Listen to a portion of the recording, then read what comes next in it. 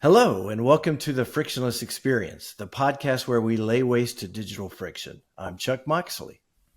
And I'm Nick Palladino. On today's episode, we're continuing our deep dive into the 5 friction forces that are impacting your customers' digital experiences. And today we're going to be focusing on seasonality, which is perfect for today, given that it is the single biggest shopping day for many retail websites, Cyber Monday. Now, joining us today is Mike Lively. Mike is the Senior Vice President of Engineering at Slickdeals. Mike, welcome to the Frictionless Show. Thank you for having me. So, Mike, can you, because not everybody's probably familiar with what or who Slickdeals is, can you give us a kind of quick explanation of what you guys do and who you are? Absolutely. So Slickdeals really sits at the intersection of commerce and social. So what we are most known for is our ability to source our community and our staff to find the best deals that are online at any given point in time, which this time of season, there's generally a lot of those. So our goal and our mission is to really get the best deals in front of users, regardless of So, the source. gotcha. So you're really a community, like a community of shoppers. Yeah, exactly. That's the thing that separates us out from like just going and searching for something on Google or any other like deal aggregation site is we have a community of over 10 million users that are also offering feedback of the quality of the deal, quality of the product, and quality of the merchant experience. I'm Gotcha. pretty excited to be talking to you today because during a lot of that operational time at Home Depot, the first thing that would happen when we saw a big spike on Cyber Monday or Black Friday, hey, go check Slickdeals. Are we showing up somewhere? It was that was like the operational process. The first thing we would do, go check Slickdeals. So it's really cool to talk to you today. Yeah, absolutely. I've had that interaction with several different merchants in the past. Yeah, There has been a known slick deals effect at times. Less so now. for Like sure. folks are getting their act together on the performance side, but yeah, that used to be a thing in the past. Well, and for perspective, you all are one of the top 10 most visited websites on the web, right? According to Similar Web. When we're in the Black Friday Cyber Week time of year, yes, we from the shopping perspective, we are one of the top sites in the U.S. Gotcha. Okay. So you definitely have to deal with volume. So, and you've been with Slick Deals now for almost 10 years, which is very impressive. Tell us a little bit about your role and what's been your team's primary focus this year. Yeah, absolutely. So, like you said, I started at Slick Deals a little bit over 9 years ago. My focus has always been in the architecture and managing of technology. Over the last couple of years, I expanded my role and then overseeing most of engineering. But the most interesting thing that happened to me, and it kind of relates to seasonality, is about week 2. We had our site dropped on the Bill O'Reilly show. Circa this would have been around 2014, so a little bit more popular back then than maybe he was now. But it immediately shot our active users on the site at that moment up to about 45,000 users at just all at once. And I experienced the first uh, issues around the problems that we would have with seasonality. So completely unexpected. It was one of those things where we had no idea that that was going to happen. It just happened. And similar to what you were talking about at Home Depot, Nick, we were saying, where is this traffic coming from? then we saw it and it was like, oh no. So it was a little bit of a baptism by fire in terms of getting our site ready for that massive amount of traffic. So yeah. That's pretty cool because it's like that unexpected seasonality. But when you really think about it, what does that mean for our users? And in your world, it's obviously users that are like, oh, that's cool. Let me go check and see what deals exist. This is a great shopping stop for me to start. And so now I have a new home to be able to go find some deals. But in, retailers' worlds or the, banking industry or in hospitality, wherever it may be, when they have those sudden spikes that are caused by something, does that increase demand or drop demand based on the fact that that user that's coming to the site is just as meaningful as users that are organically coming to the site, like, right? Like, what did Bill O'Reilly actually do to be able to create the interest? And did that mean that those users were just as engaged as your other users? Yeah, I mean that's a really good question. So that the answer to that is it really depends on the situation. Like in the case of Bill O'Reilly, he was mentioning us as a site that he visits frequently to find the best deals online. So when that happened, all of a sudden an expectation was created for uh, several thousand users of Slickdeals is going to be able to show me a good deal as well. So I think the for us, what we need to ensure of in that those either expected or unexpected periods of spikes is that we are able to offer a consistent experience that those that are kind of giving us that free marketing, in the case of Bill O'Reilly, have experienced in the past. We need to provide that for those users at that time as well. So it's really that consistency that I think is key from a seasonality perspective. Is can you offer the same thing at those times as what you would offer on a daily basis to your hardcore users? Yep. And that's a perfect summary, high level understanding of why seasonality is a friction force, because it's potentially bringing a lot of friction to your customer experience. And for many people, it's the first time they experience your brand. And that can be brand damaging or brand building, depending on how you handle that. Yeah, totally agree. Yeah. So when you think about trying to provide that consistent experience, you're coming off again. This is for many, and I don't know if this is the case for you guys, but many retailers, this is the busiest day of the year. You're coming off potentially the busiest week of the year. How does your team prepare for those seasonal bursts at Slickdeals to deliver that same frictionless experience? Yeah, it's a great question. It's definitely a high focus for us, and we really have three different periods like this. Obviously, for us, it's in particular Black Friday, the Friday after Thanksgiving. That is far and away our highest traffic period. Um, Cyber Monday and then the week following is close second. But then we also have Prime Day that Amazon started, and they just now are doing it in October in addition to July. So those are really the three highest traffic periods for us, and we use them to build on each other. So we leverage a lot of load testing to prepare for those Black Friday periods or excuse me, for those Prime Day periods where we're expecting an elevated amount of traffic. And it's not just load testing in the sense of let's just throw a little bit of traffic. Like we are simulating what we would expect to see over the course of Black Friday in our production environment, so we can see how is it going to react and how is it going to impact our users that are on the site right now in the middle of October. And that generally helps us find a lot of things that otherwise would have just gone unnoticed until it was too late. Until we're sitting there on Friday trying to figure out how are we going to get our site back up and running. So that preparation is wildly important for us. You know, it's interesting. We occasionally talk to somebody who goes, well, once you fix all these problems on your site, why do you need to keep doing the monitoring, keep doing all that?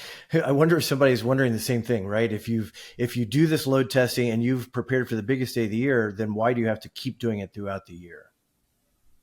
Yeah, and I'm sure Nick has experienced this in his career a lot, but very rarely does a website not change over the course of the year, right? We have a great team of engineers at Slickdeals that is constantly making changes, tweaks, improvements based on things coming from our business team, from our product team. So there will never be a point at which the site as it was on Black Friday of last year is going to be the same as it is on Black Friday of this year. So it's really testing through those changes, right? And it's not even just changes, but the landscape changes around you as well. Like in fact, one of the things that we found out most recently in our most recent round of load testing was some issues and not issues, but things that we changed about our CDN layer. And all of a sudden now is a big difference. And that was the bottleneck that we discovered ahead of time that we could get resolved before it became a true problem for us. So it's important to just repeat those steps on a regular basis. Like it's like brushing your teeth. You can't just do it once and say you're good, because you're going to eat something after that, right? So you got to, it's a daily activity in that case, and in this case probably not quite daily, but yeah, I pretty like that close to it. analogy on brushing your teeth because brushing your teeth one time, it doesn't feel like you're really doing all that much other than giving yourself like a fresh feel. But that long arc, right? Then you have to go to the dentist every 6 months. If you only do one or the other, you're obviously going to have bad teeth. You have to do both. So you have like that load testing, that big check that's going to the dentist, and then you have your everyday activity. And frankly, to your point, most sites nowadays are in like a microservices environment where they're changing multiple things a day Right. constantly. And so you have to constantly be validating that and understanding. And then that also just generally reminds me of an approach of destructive testing that I always loved. Intentionally break a service and see what happens. Do it in prod if you're feeling risky, but you could just do it in lower environments as well, and just intentionally break something and see what ends up happening, where failover happens, what ends up occurring. Because even if you do really robust load testing, how do you know that the CDN isn't going to end up having some kind of backlog issue inside the logging that then creates some cascading issue that bubbles up into, I'm making it up at this point. No, yeah, I mean that's a really good point. You can only prepare for so much. Like the Bill O'Reilly case, that was an Yep. excellent example. Like at that point in time, we got more traffic than we would actually get during a normal Black Friday as well. At least at that time in Slickdeals history. Um, so you do have to plan for uh, those situations where you don't have enough resources to handle what is coming your way. Um, well, one of the features that we worked on for this holiday season is a revamp, and sort of a test of a new search platform that we're leveraging. So you can go check that out. It's a semantic search, and that's one of the questions we're asking is if this service is not available, like what is the user experience we want to offer to our customer? Because it's those in these seasonal times where you're getting more users that you don't get on a regular basis. Maybe it's not your first impression, but it's a very rare impression for you. So you don't have much time with this individual to establish the value that you offer to them. So having those backup plans in place if that key piece of value you're wanting to offer for whatever reason just isn't available. Now, Slick Deals is unique in that you're an aggregator versus a retailer. You don't actually sell products. So, what are the specific levers you're able to pull to address these spikes and dips in traffic that come due to seasonality? Yeah, that's a good question. It is a little bit of a different ballgame for us, and in many ways, it's actually easier because I guess there's two sides to the coin. The easier part about it is we aren't responsible for the cart. Like, so when a user comes to us, we are directing them to Home Depot or to any one of a number of merchants that are actually offering the deal for the consumer. But that's also the flip side of that is our success is now dependent on other merchants and their capabilities to handle that traffic as well. So we do have some amount of control that we can leverage in terms of what are we trying to push more traffic to. We haven't had a situation like this arise in quite some time where if a particular merchant's site was down, we could pull traffic away from them until they were back up, and then kind of go back into our normal mode or what have you. But those are some of the things that we have the ability to react to on a relatively quick basis. And what have you observed? I'm curious if and it sounds like it doesn't happen often, but if you have a deal come up for another retailer and that site is down, do they then come back to your site and see if they can find the product somewhere else or a similar deal? Do they just bounce altogether? What happens to that traffic typically? Yeah, for us, we generally will get that user back. That's the beauty of being an aggregator is our value isn't reliant on just one need, right? Like they can they are probably looking for something that multiple merchants could offer them, or they're just looking for some of the best deals. And if that one deal isn't working out well for them, there's another 99 on the backside of it, right? So, um, For us, that is not as big of an issue as what I could see with an actual true retail site, where if your cart's not working, they're gone, and you probably don't see them for a while. How do you work with other teams at your company your team? How does let me I'm going to start that question again. How does your team work with other teams at the company to prepare for these peak periods? For example, the SEO and the demand teams. Yeah, it's a great question. So for us, these are ongoing relationships within our organization. We don't just, okay, it's a couple months before Thanksgiving. Let's everybody talk to each other now. It's an ongoing conversation, right? So the biggest thing that is important for us to establish before we get into the seasonal periods is, what are we doing from a marketing perspective? Like, what is our overall strategy, both from the business perspective, working with our merchants, but also from the consumer perspective of helping our consumers find what they need. What is that strategy? Where is the traffic going to be pushed to? And then that helps us from the technology side to understand, where do we need to spend our time testing? What are the flows that we need to really ensure are operating at peak performance and are ready for that heightened amount of traffic? So, I'm curious if you've got some stories here. Like, what kind of problems have you been able to avoid by planning ahead for seasonality? An example of when you thought you prepared, but then something unexpected beyond Bill O'Reilly, and what was the impact of that? Yeah. I don't have too many interesting stories from the business perspective. We've been doing this for quite some time, and honestly, so I joined 9 years ago, and the company at that time was still 14 years old. So, like, we've been doing this for a long time. So the business side of things, are we have a pretty good grasp on that.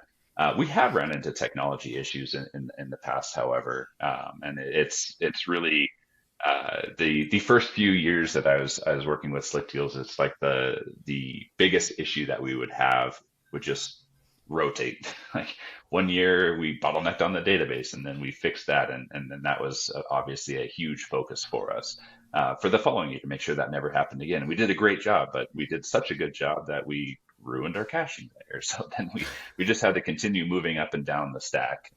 We haven't had significant technology issues for quite some time. So we're in a much better spot for that now than what we've been in the past. From the business perspective, I think some of the things that maybe we've ran across that are interesting is having a really good sense of where your traffic is actually going.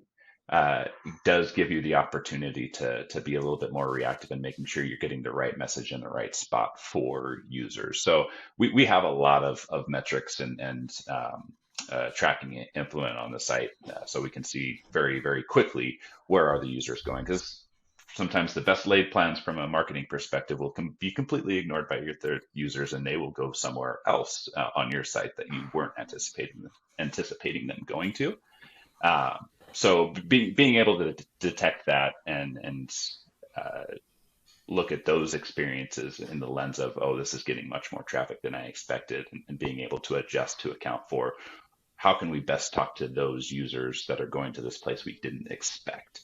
And that actually does happen often for us, because one of the things that is very different for us versus retail is there's no surprises for the retailers in terms of the content available to them. Like, uh, a retail store knows what they're going to be offering to their consumers on Black Friday. We have a pretty good idea because we have good relationships with our merchants, but we don't know what is the deal that's going to resonate the most with the community until the community starts voting on it the day before or the day of Black Friday, right? So for us, being able to understand where our users going is incredibly important, because it's probably far less predictable for us than it is for a general retail site.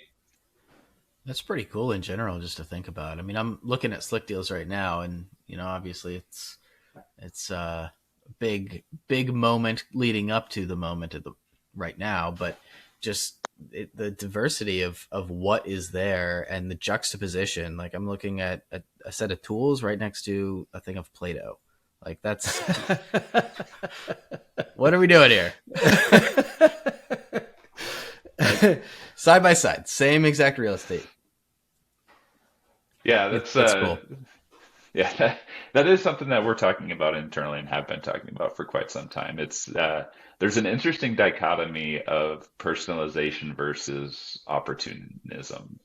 I Yeah, don't know if I'm making that word up, no, but that's it. But I mean, frankly, this targets me perfectly. I don't know if you did that somehow, but I have a 8-month old right now, and I love tools. Right, like this hit me. It's perfect. yeah, yeah. Yeah. That was your customized journey, Nick. You just didn't realize it. That's a That's what I'm data on the saying. back end. Yeah, I'm saying there's something cool happening here. you're an audience of one. So Every episode. every episode we find a way to get the book in the title. I imagine there's almost an infinite number of journeys that customers could take. And the way you talk about it, is that more reactive? Like you start seeing this particular journey get a lot of traffic and you go make adjustments, or is it proactive? Are you able to kind of analyze that in advance or based on past historical traffic and start to anticipate what you need to do in those journeys to make it the best experience possible? Yeah, I mean, you want that to be as proactive as possible, right? Because you're always going to give yourself more at bats if you get started before the users are actually on the site. So we think about it more from the individual. Excuse me, from the. I'm going to start that over again. We think about it more from the template perspective, not so much from the individual deal perspective. Like, what are the things that we need to offer on our deal page template that is going to resonate with users that are coming here during Black Friday? Whether that's let's actually push our deal alert functionality, which you can use that to subscribe basically to to new deals coming into the system that match whatever your search criteria is, or do we use it to push our newsletter functionality, and kind of what are the goals that we have as a business in general. So that's probably the primary way that we think about it. You do still want to think about it from the perspective of reactiveness, but what we are focusing on from the reactive view is leveraging a lot more machine learning, AI, and kind of behavioral like gymnastics to leverage the bulk of the traffic that we are seeing to help inform what do we do for the next person, right? Like essentially the machine learning side of search and personalization. That's probably the best way to handle that reactive piece, just because there's only so many hours in the day that you have available when you're in the moment, right? You don't have enough time to react quick enough often. So then let's take that and push it back towards seasonality. What does it take to make sure that those new technologies are actually going to handle the volumes of Cyber Monday? Yeah, and that's heading right back into Mm-hmm. load testing, right? So that's one good thing that we do around load testing that I would highly recommend to everybody is taking two views on it. You mentioned kind of this microservices world. In that microservices world, it's important to test your site as a whole. Like we have several different services on the back end that power Slickdeals, but we will load test Slickdeals itself in that production mode, and see does it handle everything all together. But then we are also doing very in-depth load testing and performance testing on each of those services individually as well. And we probably do that much more often. It's usually easier to test at an individual service level than it is the full site. And so we do that a lot more frequently. And then we just follow it up kind of as we get closer to the holiday of, hey, now does everything working together perform well as well? So for a retailer, they typically will consider a conversion a purchase.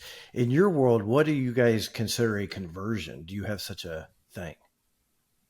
Yeah, so this is actually a very, very unique thing for us. And in our world, we're essentially just a very large affiliate marketing company. So for us, the conversion is still the sale on the merchant site, and we are pulling a commission from that sale. Which the challenge of that is we don't know when that happens very fast, because that's information that the merchant knows right away, but then we have to wait for the merchant to tell the affiliate network. Then we have to wait for the affiliate network to tell us. So oftentimes we don't have that definitive information about the conversion for anywhere from 24 hours to during this holiday period. That time can extend out to 7 days or more. And in some merchant cases, that affiliate reporting doesn't actually happen until like the item is shipped. And so it varies wildly. So we have to rely a lot more on kind of leading indicators, like did they click out to the merchant site, and then kind of understand from that what's the likelihood then of that click out to the merchant site resulting in conversion on the merchant site. And that's what we have to optimize towards in the very moment. I think something that's really cool there then is you can start to measure the success of different merchants, right? So you're sending them 100. How many of them are sending you back 70 versus 60 versus 50 versus 95, right? So I think that's probably an interesting data point in its own. Yeah, and that's something we track very very closely, and we are able to glean a lot of information about out of that. Right. It's not information that we can react to quickly. Like it's Of very much a course. lagging indicator for us, which is always a little tricky to deal with. So, what are some different strategies you've tried during off season to improve conversions then? Yeah, a lot of it is really just it's not really that different for us. It's are we able to find deals that speak to the user that we have in front of us today, and what are the categories, what are the kind of deals that work the best for that individual user, and just trying to lean more in on personalization, and can we start to provide that one-to-one experience as opposed to just showing everybody the same thing. We're still very much at the like front half of that journey today. That's something that we've been working on improving over the last year or so. It actually goes back even further than that, but so that's a big part of it. And then we're doing a lot of different testing all throughout the year around what are some of the marketing messages that work well for us over email, and then just kind of continuing to develop those campaigns. So that's usually where our focus sits in terms of that user optimization. Gotcha. And a factor, obviously, in site performance are third party tags, especially during peak periods. Are there performance issues they present? And if so, how do you address those to minimize those performance issues? Yeah, that's actually a really good question. So what I have found in the last few years is the biggest issue that we do have during these holiday periods is actually it's third parties that are causing issues for our end users. Um, and if, for us, this sort of turns into a little bit of a non-issue, because we do have the ability to detect when are those third parties giving us issues. I'll, I'll give a shout out to the Blue Triangle platform that helps us a lot with that. But then not just leveraging Blue Triangle to see how or what are the pixels that are causing us issues, but when we implement the pixels, we're implementing them in a way that we can very quickly turn them off, whether it be through Google Tag Manager or we have our own kind of backend platform that we can do that with as well. So we're able to react to that really quickly. And if a tag is being particularly problematic, we just turn it off. And then when we're back into a lower traffic period of time, or we hear from them that, hey, yeah, we had a problem, but now it's fixed, we can turn it right back on and continue to glean the value from that integration. So no matter what time it is right now that you're listening to this, it's Cyber Monday and you probably have a tag issue going on right now, because there's just so many things that go wrong. One of my favorite things to talk about with tags, if you have 100 tags and you expect 99.97% reliability on any specific tag, which is fantastic, that still means you have like 5 hours of downtime every week in some tags. Something is down, something is problematic, which then bubbles up to about an hour a day where you have a tag problem. Now, on top of that, let's add Cyber Monday's traffic. You probably have a tag problem going on right this second. Yeah. Yeah. And that kind of goes back to what we were talking earlier about plan for things to Mm-hmm. not work. Like, Exactly. what are you going to do when that take problem arises? Are you able to turn it off? If not, maybe work on that, because you're not going to be able to have a tag layout that's perfect, because you don't have control, and Right. you're relying not just on your own team to do all of this performance testing and things like that, but now you're relying on 100 different partners to do exactly the same thing, and if they don't, they can cause issues on your side, or if even if they do, like the best laid plans, right, Right. can often fail. So yeah, that's a really good point. And, on top of that, make sure that when they do fail, they're out of the critical render path. That's something that's just so key for every single site. If it's not providing something that the user expects, interacts with, or sees, they should not be in the critical render path, period. And so Yeah. get them out onto the back. And, one thing that we hear often when we're talking about this concept is like attribution data. Oh, we're going to lose a lot of data because people leave early. Well, they're leaving early because you're slowing down the website and it's actually creating a worse experience. So if you just get them all out into the later side, you're going to keep more users and less bounce is going to happen. So we end up seeing that attribution data actually increases when you defer tags in mass as opposed to improves when you prioritize them. So it's one of those areas where marketers are always shocked when you kind of come through and you kind of say, hey, no, this is actually better for you. We're not just doing this for the tech stack. Yeah, that's front end performance is one of the things that I just absolutely love talking about, and I'm sure you've seen this as well. But one of the things that consistently shocks me is that there isn't always a lot of thought that goes into how are these tags implemented across sites. Like even the instructions that you'll get from your partners of how to integrate their tag. We put a lot of rigor into reviewing that on the engineering side of Slickdeals to make sure, like, are they forcing us to put this into the critical path where, and does it actually need to be there? And we've had a lot of back and forth with different partners, to kind of adjust how they were asking us to implement the tag so that we can get it out of that path, just like you're saying. Yeah, we've seen a ton of that. We have a lot of third party tags on our site, and sometimes you can't avoid it. Sometimes it does have to be in the critical path, Right. but then is it worth it? Is the question to ask. And if your site is actively experiencing an issue, is it worth it right at that moment? Because oftentimes, 99% of the time, it's fine. It's just, can you handle that 1% of the time, or even less than 1% of the time, where it's problematic? Right. That gives you just a ton of flexibility at that point. So, Mike, what do people get wrong about seasonality in digital experiences? What's a widely held belief about seasonality that you fundamentally disagree with?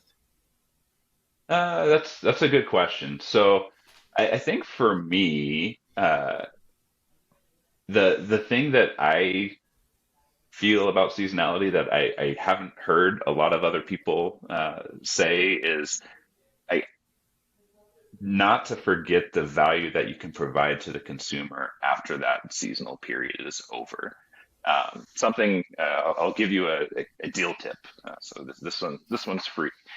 The best deals online are not during Black Friday and Cyber Monday. There are great deals, but the best deals are going to be happening throughout the year, and that's one of the huge value propositions for Slick Deals, is we will tell you when those deals are happening, and you don't have to just come and cross your fingers that we got something good on Black Friday or Cyber Monday. Like, we'll have something good other times of the year as well, and making sure that the our users understand that, especially those ones that are coming just that one time a year, because Black Friday is always like that. That's the big shopping holiday.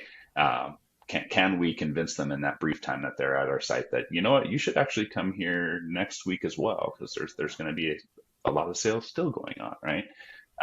oftentimes I think we can get wrapped up on, can we close the sale right now, which is important. I don't want to discount that at all, but I think sometimes the focus can be too much on that and less on how can we retain or convert that user into somebody that's coming back to us on a regular basis.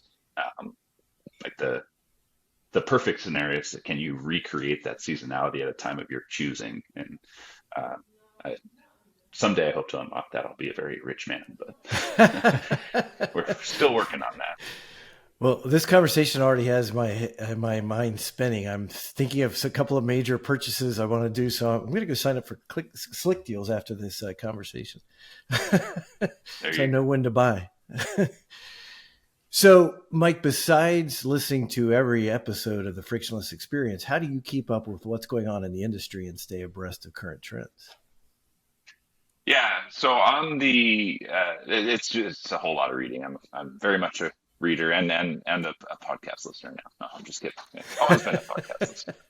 Uh, so for me, I do tend to focus a little bit more on the technology and the performance side. And one of the best resources for me, honestly, Google came out with their Core Web Vitals over the last three or so years, and there's a lot of body of work over the importance of those and kind of how can you optimize your site to those metrics. So I spend a lot of time in reading in and up on that and ensuring, like, are the technologies that we use, are they helping us from like the CLS and LCP perspective? Are they hurting us?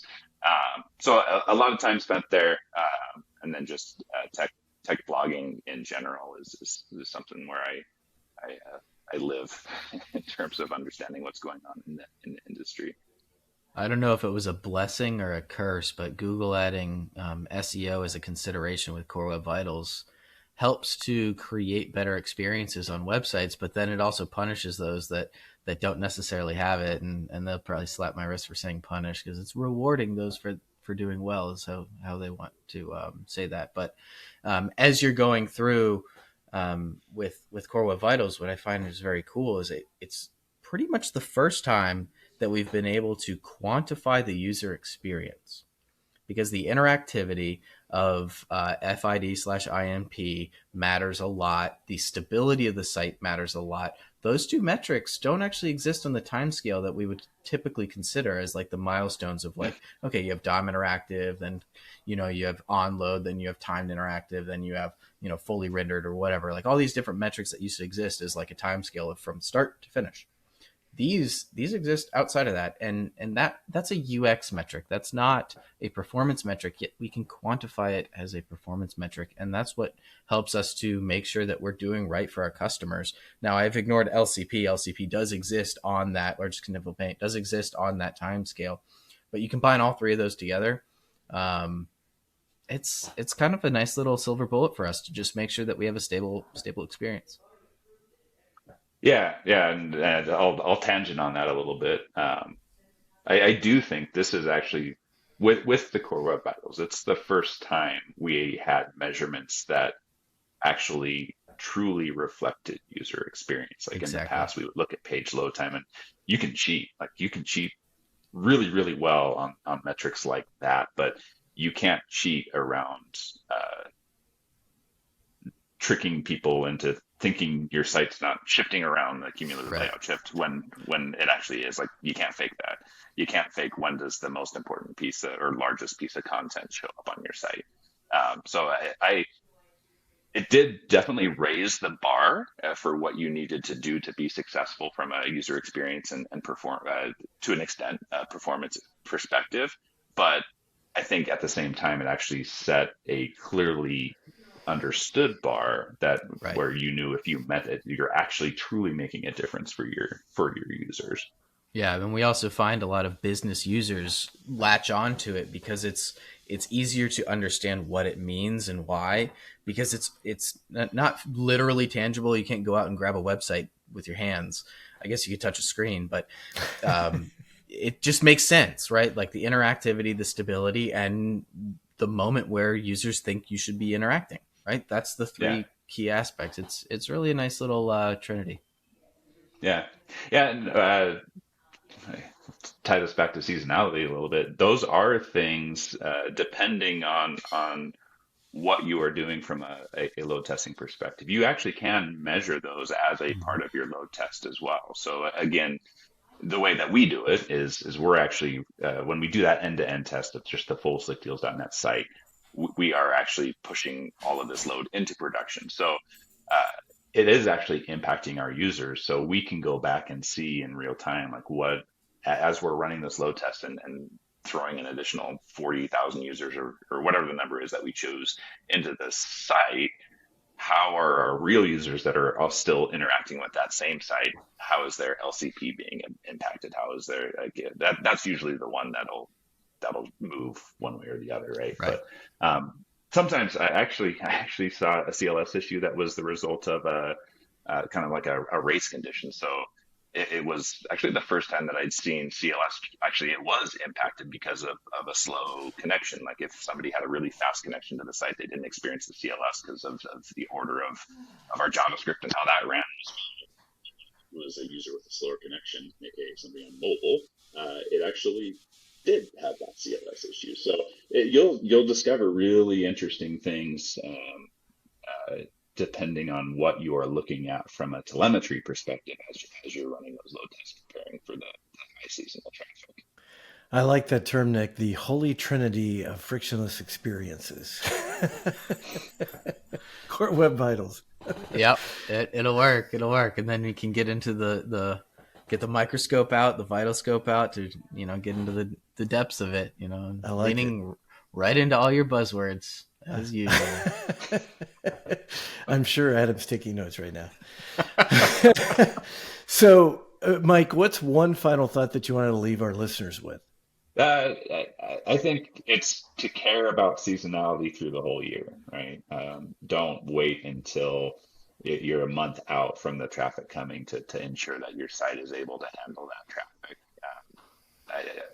On the business and product side, in my experience, they are thinking about this stuff all the time. And from the technology side of things, we should have that same rigor around the performance and scale aspect of seasonality as well. That's a great point to leave us on. It is. So thanks for a great conversation, Mike. Where can listeners find you and connect with you? Yeah, best place is probably LinkedIn. That is, I do check my messages on a pretty regular basis there. So if anybody has any questions or wants to talk shop from a performance perspective, I love doing it on that platform. Excellent. Well, thanks for tuning in to this episode of the Frictionless Experience. Remember to follow us on your favorite podcast app so you can automatically receive notifications when we upload new episodes. And be sure to leave a review on Apple Podcasts and let us know what you think and what topics you'd like us to cover. We'd be happy to cover any topic that's causing you friction. And of course, you can find and connect with me and Nick on LinkedIn.